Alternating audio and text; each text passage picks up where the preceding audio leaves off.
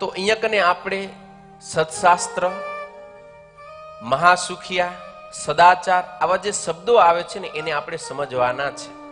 તો સૌથી પહેલું શાસ્ત્ર કોને કહેવાય? તો સતાનંદ સ્વામી એની વ્યાખ્યા કરતા સમજાવે છે, શાસ્તીતિ શાસ્ત્રમ, જે આપણું શાસન કરે છે, આપણને શીખવે છે કે આ રીતે કરવું જોઈએ, આ રીતે ના કરવું જોઈએ. આપણે કોઈ ધર્મ નથી પાડતા તો એ આપણને ધર્મ પાડવાની પ્રેરણા આપે છે, અથવા તો આપણે કંઈક ખોટું કર્મ કરી રહ્યા છીએ તો એ આપણને અટકાવે છે, એમ શિક્ષણ આપે છે, આપણને શિક્ષા કરે છે, સમજાવે છે, એને કહેવાય શાસ્ત્ર. હવે એ શાસ્ત્રની આગળ સત શબ્દ વાપર્યો છે, ખાલી શાસ્ત્રની. નહીતર ખાલી શાસ્ત્ર તો દુનિયામાં રોજ હજારો અને લાખો પુસ્તકો પબ્લિશ થાય છે, તો એ બધાને શું આપણે શાસ્ત્રમાં ગણશું? તો કદાચ માની લો શાસ્ત્ર કે પુસ્તક એને કહેવાતું હશે, પણ એની અહીંયા કને ગ્રહણ કરવું નહીં. અહીંયા કને તો શાસ્ત્રની આગળ સત એવો શબ્દ પ્રયોગ કર્યો છે, એટલે સત્શાસ્ત્ર.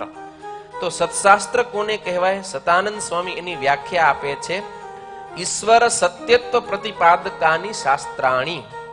જે શાસ્ત્રની અંદર ઈશ્વર કહેતા પરબ્રહ્મ તત્વ પરમાત્માને માનવાની વાત કરેલી હોય, એ પરમાત્મા સત્ય છે એવી વાત જે શાસ્ત્ર કરે છે, એ પરમાત્માના રૂપ, ગુણ, ઐશ્વર્ય, એની લીલાઓ, એનું અસ્તિત્વ છે એમ સ્વીકારે છે, એવા જે આસ્તિક ગ્રંથો છે એને જ અહીંયા કને સત્શાસ્ત્ર કહેલા છે.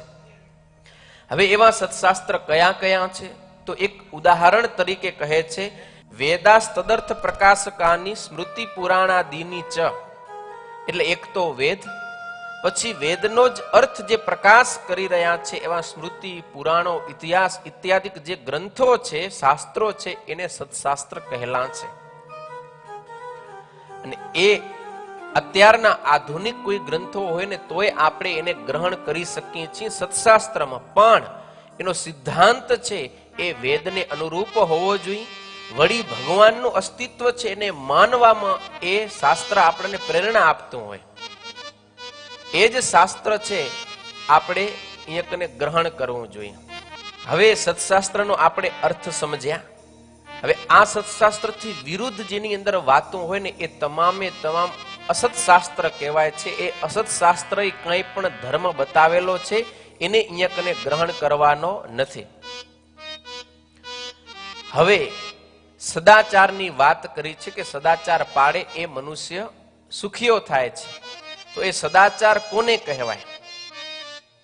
તો જે આસ્તિક ગ્રંથોની અંદર પોતપોતાના અધિકાર પ્રમાણે પાલન કરવા યોગ્ય જે ઉપદેશ આપવામાં આવેલો છે એ ઉપદેશ સદાચાર છે. હવે આ સદાચારને સમજવો ઘણો બધો અઘરો છે, બહુ અટપટી બાબત છે આ, ને આ શ્લોક આપણે બહુ સમજવો પડશે, નહીતર આગળ જતા બહુ તકલીફ પડશે. ધર્મની વાત છે ને બહુ ગહન છે, સરળતાથી કોઈ સમજી શકતો નથી.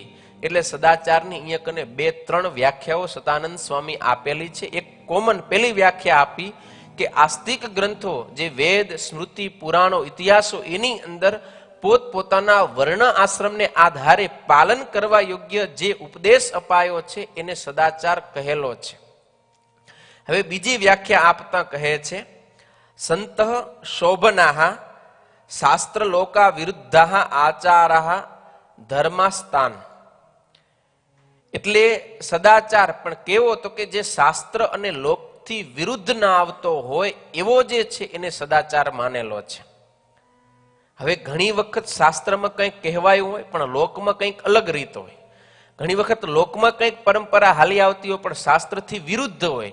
તો કેવી રીતે શું સમજવું? કોને ધર્મ માનો, કેને સદાચાર માનો? ઘણી વખત શાસ્ત્રમાં એવું લખેલું આવે છે, કોઈ પણ પિતા એની દીકરી 12 વર્ષની થઈ જાય અને જો એનું લગ્ન ન કરાવે અને ઘરે જ બેસાડી રાખે છે તો એ પિતાને બ્રહ્મ હત્યા સમાન પાપ લાગે છે.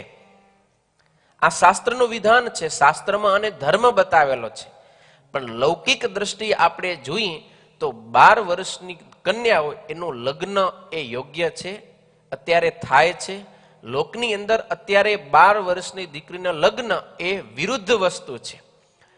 તો શાસ્ત્રએ બતાવેલો ધર્મ પણ લોકાચારથી વિરુદ્ધ છે તો કોઈ પણ પિતા 12 વર્ષની દીકરીને લગ્ન નહીં કરાવે, ઘરે બેસાડી રાખશે તો હવે એને બ્રહ્મ હત્યા સમાન પાપરૂપ દોષ લાગશે નહીં.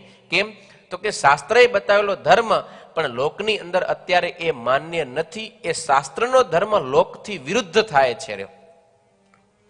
તો ઘણી બધી બાબત એવી હોય કે જે લોકમાં પ્રચલિત હોય પણ શાસ્ત્રથી વિરુદ્ધ હોય, શાસ્ત્રમાં નિષિદ્ધ છે એવું કોઈ કર્મ હોય ને તો એ પણ ધર્મની અંદર ગણી શકાતું નથી. હવે ત્રીજી વ્યાખ્યા આપે છે સદાચારની.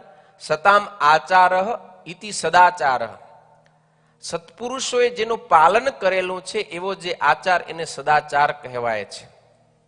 તો કીધવા સત્પુરુષોએ આચાર કરેલો હોય એને સદાચાર કહેવાય. તો મહાભારતના મોક્ષ ધર્મનું પ્રમાણ લાવીને કહે છે સદાચારો મતો ધર્મો સંતસ્ત્વાચાર લક્ષણાઃ. અહીંયા જે સત્પુરુષ છે ને એની વ્યાખ્યા બતાવે છે કે સત્પુરુષ કોને કહેવાય? તો કે જે આચારશીલ છે એવા સંત એ જ અહીંયાને સત્પુરુષ તરીકે ગણેલા છે. એવા સંતોનું જે આચરણ એને સદાચાર કહેલો છે.